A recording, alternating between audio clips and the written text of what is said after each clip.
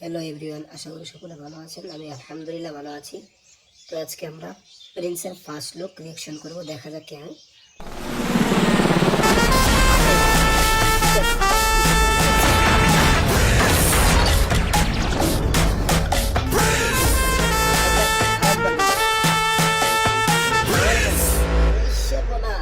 এবার কিন্তু ফাটাবে। তো এবার এখন আসি নেগেটিভ পজিটিভ দিক নিয়ে। তো নেগেটিভ দিক যেটা হচ্ছে যে প্রিন্সের এই মানে থিমটা আর একটু সুন্দর হতে পারতো, তো সেটা হয়নি। 2 নম্বর কথা হচ্ছে নেগেটিভ দিকগুলো আগে বলছি।